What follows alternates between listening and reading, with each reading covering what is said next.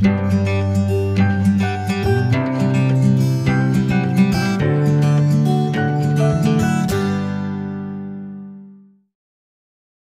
वेळेला असं होतंय की म्हणजे मुक्तकोटेची पद्धत आता खूप मोठ्या प्रमाणात आपल्या महाराष्ट्रात वाढलेली आहे. त्यामध्ये सगळ्या जनावरांना पाणी पिण्याची जी काही सोय आहे ती एकाच ठिकाणी असेल किंवा सगळं जे काय असेल ते सगळ्या जनावरांमध्ये एकाच ठिकाणी असते. तर अशी एकाच ठिकाणी जर जी काही सोय आपण करतोय तर अशामुळे ह्या संसर्गजन्य आजार जे आहेत तर ह्यांचा प्रसार होऊ शकतो का एकाच ठिकाणी पाणी पिल्यामुळे? हो, निश्चितपणे होऊ शकतो.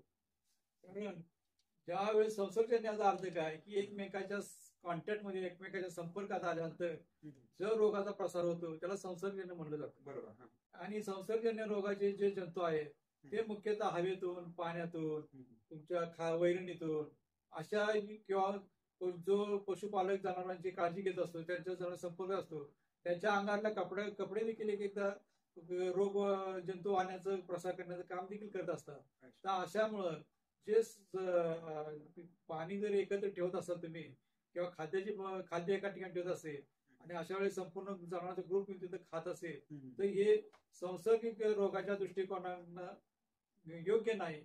तिथं संसर्गजन्य रोगाचा प्रतिबंध करण्यासाठी अशा पद्धतीचं व्यवस्थापन चुकीचं आहे.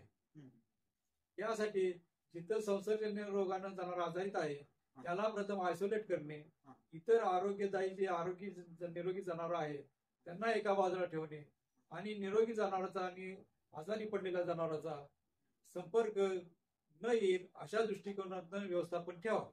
आणि व्यवस्थापन करताना त्यांची कपडे आपण जे काही कपडे घालतोय तर ते पण म्हणजे बदलूनच वापरायचे. हो. निरोगी जनावरांचा व्यवस्थापन त्यावेळी कपडे वेगळे असावे.